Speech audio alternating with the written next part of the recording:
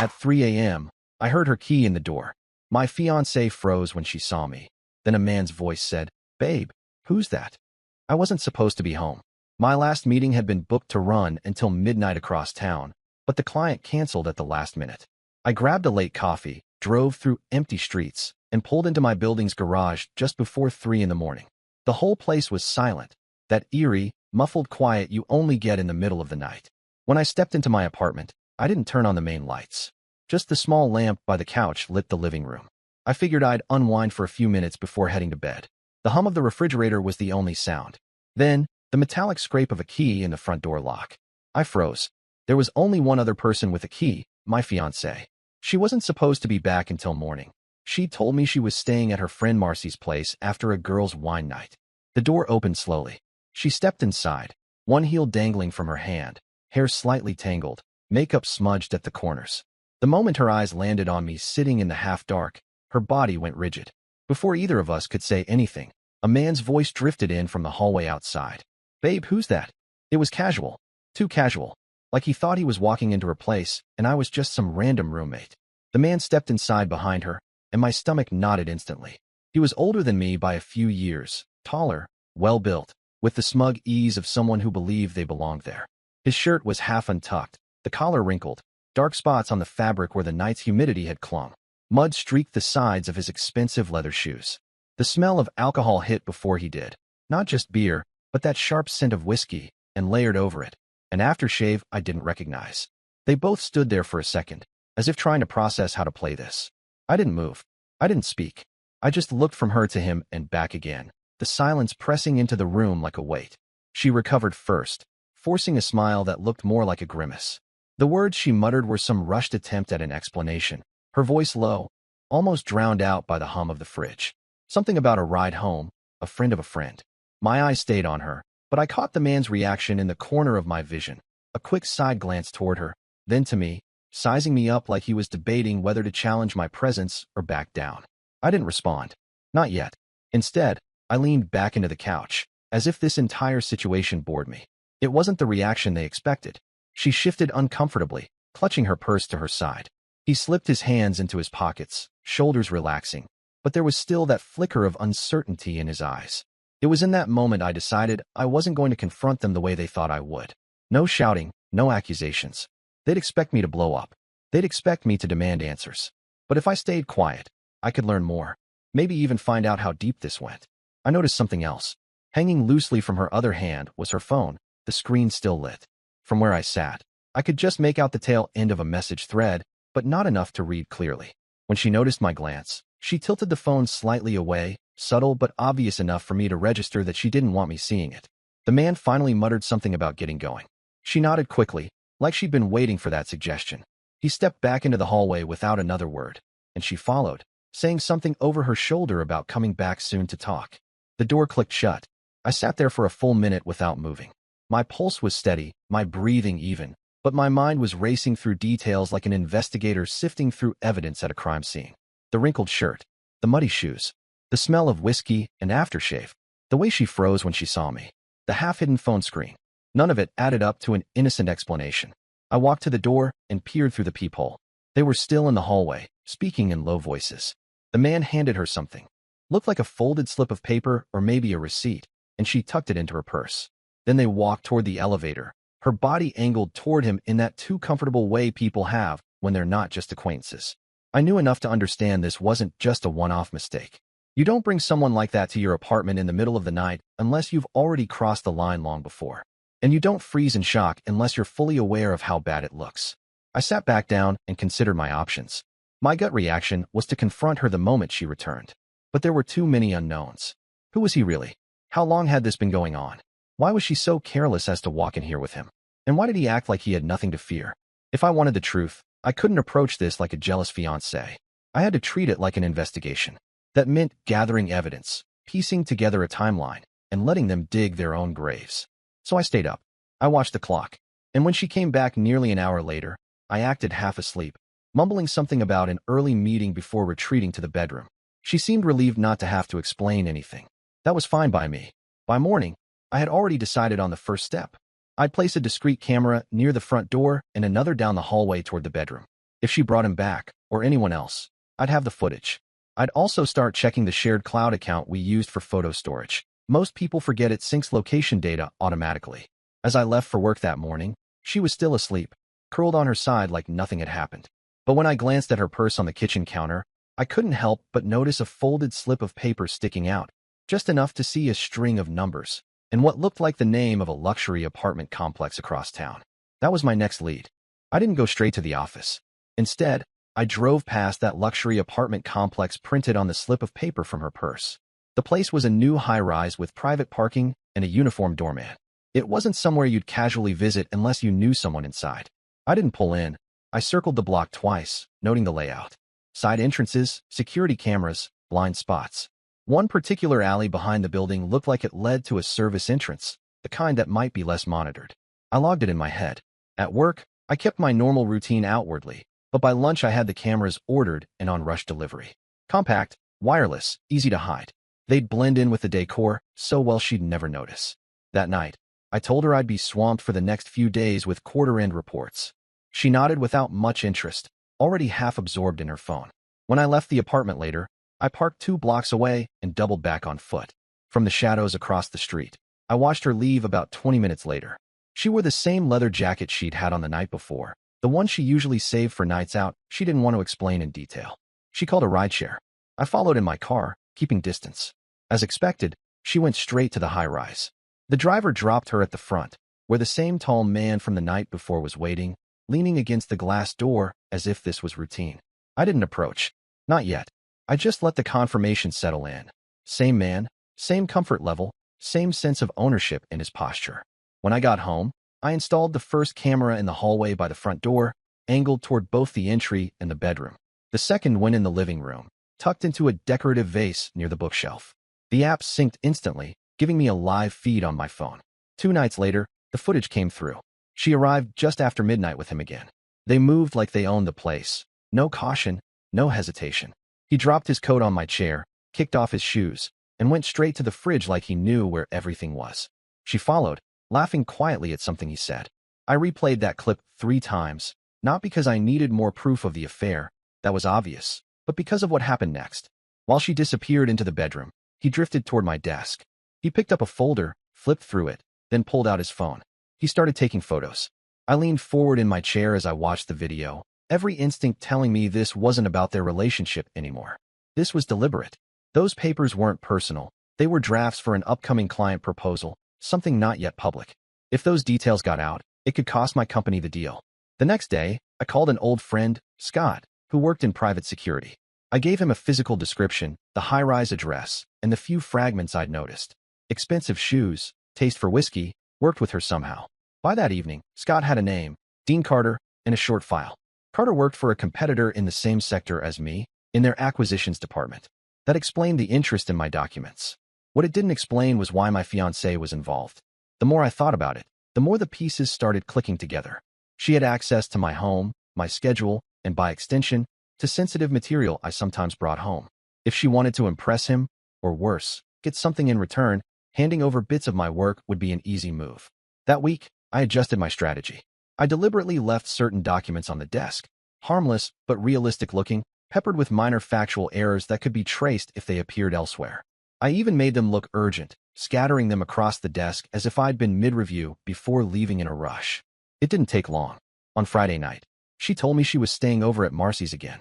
30 minutes after she left, the camera app buzzed with movement. There he was, alone this time, letting himself in with her key. He went straight to the desk, pulled out his phone, and started snapping photos of the bait documents. By Monday, those same confidential figures appeared in a competitor's proposal. The wrong figures, exactly as I'd planted them. I had him, and by extension, I had her. Now I needed it airtight. The next time she left, I followed her again. She went not to the high-rise this time, but to a small bar near the business district. He was already inside. They sat in a back booth, heads bent close. I stayed long enough to see him hand her a thick envelope, which she slipped into her bag without counting. I didn't need to see more. That night, I saved every video clip, every screenshot of the synced location data from her phone, every record from my planted documents showing up in competitor hands. I also pulled my building's security footage from the nights they'd both entered together. a request the manager granted without question after I mentioned unauthorized access. The case was building faster than I expected, but I wasn't ready to tip my hand yet. If this was going to hit as hard as I wanted, it had to happen in a setting where they couldn't just walk away, where the fallout would be immediate and irreversible. In the meantime, I kept up the act. I smiled at breakfast. I asked about her girls' nights. I pretended to be too busy to join. And every time she left with that casual confidence, I knew it meant one more nail in her own coffin. But the whole time, one question kept circling my mind. Was this her idea from the start, or had he pulled her into it? The way she acted around him, the way she deferred to his lead in the videos, suggested it was mutual. And if it was mutual, then she wasn't just cheating. She was actively helping someone steal from me. That meant when the trap snapped shut, she'd be standing right next to him. And I'd make sure neither of them could wriggle free. The first problem with catching someone in a setup like this is timing. You can have all the evidence in the world, but if you spring it too early, you give them room to maneuver. Lawyers, lies, sympathy plays. They find a way to make it murky. I didn't want murky. I wanted undeniable. By now, the competitor's misuse of my confidential, bait documents had caught the attention of my company's legal department. I'd, accidentally, let a senior partner overhear a comment about unusual leaks. Within hours, a quiet internal probe began. They didn't know yet that I was sitting on the smoking gun. 2 days later, I requested a meeting with our general counsel and head of security. I came armed with my compiled file, video clips from my hidden cameras, timestamps from our shared cloud location data, building security logs, and side-by-side comparisons of the false figures from my desk and the competitor's proposal. It was enough to make both men lean back in their chairs, eyes hardening. They asked me one question. Was I willing to let them act on it officially? I told them yes, but on one condition. I wanted to be there when the hammer came down. The plan formed quickly. Our legal team arranged a meeting with the competitor under the guise of clearing up intellectual property concerns. We booked a private dining room at one of the city's most upscale restaurants. My fiancée didn't know I had anything to do with it. To her, I would simply be out for the evening. 2 days before the meeting, I set the bait for her. Over dinner, I casually mentioned I'd be having a client celebration there. I dropped the name of the restaurant, watching her face for any sign of recognition. She didn't flinch. That meant one of two things. Either she was overconfident, or she didn't realize how close the walls were closing in. On the night of the confrontation, I arrived at the restaurant early with our legal team. The competitor's representatives arrived shortly after, including Dean Carter, perfectly groomed, his expression polite but cautious. He didn't see me right away. I was seated off to the side while introductions were made. Then the door to the private room opened again, and there she was. She hadn't come with him. She entered separately, wearing a fitted black dress I'd seen her save for special occasions. Her eyes skimmed the table, then landed on me. For a heartbeat, the air seemed to drain from the room. I didn't smile. I didn't speak. I just gestured to the empty chair beside me. She didn't sit. Instead, she glanced at Dean, and in that instant, the unspoken connection between them was obvious to everyone in the room. Our head of legal opened the meeting with polite formality, thanking the competitors' team for coming. Then, without any warm-up, he slid a folder across the table toward their lead attorney. Inside were printouts of my bait documents, side by side with the ones in the competitor's proposal, identical except for the deliberate errors I'd planted. The competitor's attorney frowned, flipping through the pages. Dean kept his eyes on the table, jaw tightening. My fiancée shifted uncomfortably, her hands clasped in her lap. Our legal counsel continued, calmly outlining the chain of custody for the documents, from my desk to the competitor's proposal, backed by security footage of Dean in my apartment, my fiancée letting him in, and him photographing the papers. The mood in the room shifted sharply. The competitor's attorney's voice turned cold as he asked Dean if he had anything to say. Dean tried to deflect, claimed he'd been given the documents by a source, and didn't know they were stolen. That's when our counsel slid a second folder across the table. This one contained printouts of text messages, screenshots from Dean's own phone, provided by a whistleblower in his office. The messages detailed exactly how my fiancée had passed him the information, along with the dates and payments he'd given her in return. Her breath caught audibly when she saw them. Dean's head snapped toward her, and for the first time, his composure cracked. He muttered something sharp, the kind of thing you only say when you realize your co-conspirator is about to become your scapegoat. The competitor's lead attorney closed the folder slowly, then turned to Dean with a look that made it clear his career was over. Without another word, he stood and left the room, leaving Dean and my fiancée sitting there like exposed criminals. But I wasn't finished. I leaned forward, finally breaking my silence. My voice was low, but every word was deliberate. I told Dean that the documents he'd stolen had been deliberately seeded with false information and that using them had already backfired in the client's review process. I told my fiancée that I knew exactly where every payment had gone, down to the account she'd tried to hide in her maiden name. She started to speak, but I cut her off. I told her she had one choice: cooperate fully with the investigation, sign a written confession for our legal department, and return every cent she'd taken, or face both civil and criminal charges alongside Dean. She looked at Dean for support. He just stared at her with open contempt. It was clear he'd already decided to save himself.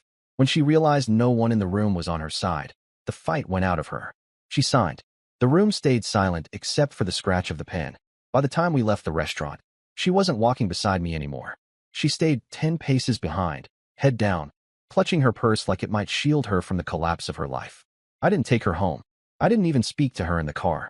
I dropped her outside her sister's apartment and drove away without looking back. That night, I forwarded copies of the signed confession, the security footage, and the payment records to my company's legal department. By morning, formal action was already underway. Dean was suspended pending termination. My fiancée was barred from the premises of my company and served notice of legal proceedings for breach of confidentiality. But that was just the professional fallout. The personal one was about to be far worse for her. The next day, I met privately with her father. I handed him the same file I'd given my legal team, minus the most sensitive corporate details. I explained exactly what she'd done, how she'd compromised me, and how she'd pocketed payments from another man in exchange for betraying my trust. His face went pale, then cold. He said nothing for a long time. When he finally spoke, his voice was clipped and final. She would receive no further financial support from him. The boutique business he'd been funding for her would close within the month. By the end of the week, her entire safety net was gone. Dean had cut her off, her father had closed her accounts, and the legal case against her was moving forward. I wasn't celebrating. Not yet. There was one more thing I wanted before I considered it over. Something that would make sure she never forgot how she'd thrown everything away for a man who didn't care enough to stand by her. That opportunity came faster than I expected. 3 nights later, my building's doorman called to tell me she was in the lobby asking to come up. I told him to let her in. When she stepped off the elevator, she looked nothing like the woman who had once strutted into restaurants in designer heels. Her hair was unkempt, her makeup smudged, her clothes rumpled like she'd been living out of a suitcase. She asked me for just a chance to explain. I told her she'd had her chance at the restaurant. Then I handed her an envelope. Inside was a copy of the signed confession, a list of the restitution payments she owed, and the official notice of the lawsuit. I told her I'd make sure every potential employer she approached knew about her history. She called me cruel. I reminded her I was just being thorough. When she left, she didn't look back. And for the first time since that night at 3 a.m., I felt the weight begin to lift. Once she walked out of my apartment for the last time, I assumed I'd only see her again in legal contexts. But the universe, in its own quiet way, has a habit of making people cross paths when it wants to underline a point. The civil suit moved quickly. Between the signed confession, the payment trail, and the footage, she had no real defense. The only thing her lawyer managed was negotiating a payment plan for the damages rather than an immediate lump sum. That payment plan was still crushing. Her share of the damages, combined with the loss of her father's financial support, meant she was operating at a deficit before she'd even paid her own rent. Dean didn't fare any better. My company's complaint against the competitor was settled under strict terms. Dean's employment was terminated, and his professional reputation was publicly shredded in industry circles. He tried to downplay the corporate espionage charge when networking for new jobs, but the details had spread too far. No one in our field wanted to touch him. As for her, the social fallout was swift and merciless. Word traveled fast through her circle. Friends who had once clung to her at brunch stopped answering her calls. The boutique brand she'd flaunted on social media vanished. Her father quietly dissolved it after cutting her off. The apartment she had been renting in the nicer part of town was gone within a month when she couldn't keep up with rent. I stayed out of sight through all of it. Not because I was hiding, but because there was nothing left for me to say. Every interaction we might have had was already answered by the paperwork, the videos, and the reality she had built for herself. Still, there was one loose thread. She had returned the key to my apartment through her lawyer, but I kept a digital log of every access since the day I changed the locks. A few weeks after the restaurant confrontation, that log pinged with an unauthorized attempt. Someone had tried her old keycard in the garage gate. The security footage confirmed it was her, sitting in the passenger seat of a friend's car, craning her neck toward my parking spot, as if hoping I'd be there. I didn't report it. I just saved the footage. Another piece of insurance. The Real closing act came not from me, but from the market itself. The competitor that Dean had been feeding with stolen information had already used my fake figures in a proposal to a major client. That client, realizing they'd been misled, not only rejected their bid, but also pulled 2 other contracts from them. The financial loss was severe enough that the competitor announced layoffs. Dean's name was tied to the failed proposal internally. My fiancée's name, thanks to discovery in the civil case, was tied to the handoff. Even without jail time, they were radioactive. 2 months after the lawsuit concluded, I was walking out of a client meeting downtown when I spotted her across the street. She was wearing a faded windbreaker, hair pulled into a messy knot, talking into her phone with an expression that was more desperation than confidence. She didn't see me. I stayed where I was, watching as she stepped into a small cafe. One of those places that hires anyone willing to work for minimum wage and a free meal per shift. I'd imagined this moment before, back when the betrayal was still fresh. I thought seeing her reduced to this would bring a wave of satisfaction, maybe even triumph. Instead, what I felt was quieter. Not pity, never that, but a sense of confirmation. She'd written her own ending. All I'd done was refuse to edit it for her. From then on, I stopped looking for updates. I didn't check her social media, didn't ask mutual acquaintances. If she was rebuilding her life, it was far from mine, and that was enough. Dean, on the other hand, didn't disappear entirely. His name popped up once in a trade newsletter, not for a new job, but for being caught trying to start his own consultancy using confidential materials from a previous employer. It didn't take long for that venture to collapse. By then, his reputation was so toxic that even his former allies kept their distance. Meanwhile, my own career didn't just survive the whole ordeal, it quietly benefited from it. My role in catching the leak, paired with the airtight evidence I'd gathered, became something of a behind-the-scenes legend in my department. Senior management, without ever saying it outright, made it clear they trusted me with higher-level projects. But the biggest personal change wasn't professional. It was in how I approached trust. I didn't become paranoid. I didn't need to, but I became deliberate. I paid attention to patterns, to small inconsistencies, to the way people handled pressure. I stopped giving people the benefit of the doubt without reason. The last contact I had with her came through an email forwarded by my lawyer. It was a formal notice that she had completed her final restitution payment. The amount had been chipped away month by month, a reminder in my bank account of just how far she'd fallen from the woman who once thought she could juggle a fiancé and a corporate spy without consequences. The email ended with a short personal note from her lawyer, not from her directly, saying she hoped this would be the end of the matter. It already was. I didn't reply. Months later, I ran into her father again at an industry event. He was cordial, even friendly, though there was a reserve in his tone that hadn't been there before. At one point, over coffee, he said something that stuck with me. She told me once she thought she could handle 2 worlds at once. She learned too late they weren't hers to handle. That was all we said on the subject. We moved on to business talk, the way 2 people do when they've both decided a chapter is closed. The truth was, the real revenge wasn't in the lawsuit, or in the confrontation at the restaurant, or even in watching her lose everything. It was in knowing that for the rest of her life, she would have to live with the fact that her downfall wasn't a twist of bad luck. It was the direct, predictable result of her own decisions. And as for me, I walked out of the whole mess with my career intact, my reputation stronger, and my sense of control unshaken. She had tried to play 2 games at once and lost them both. I'd played one, and I'd won. When I think back to that night at 3 a.m., when the key turned in the door and she froze in the doorway, I realized that was the moment the ending was already written. The man behind her saying, "Babe, who's that?" wasn't just a stranger intruding on my home. He was the proof I needed to see the truth about the person I was planning to marry. It didn't matter how carefully she tried to explain it away, or how much she thought she could manage the story. The second he stepped into that apartment, the clock started ticking, and I made sure I was the one who decided when it stopped. Now, when I walk into my apartment at night, the silence feels different. It's not empty. It's just mine. And that's worth more than any apology she could have offered. And that's the story. If you're still here, that means you're one of us. So go ahead, hit that subscribe button. I drop new chaos every single day, and trust me, tomorrow's story, it's even worse than this one.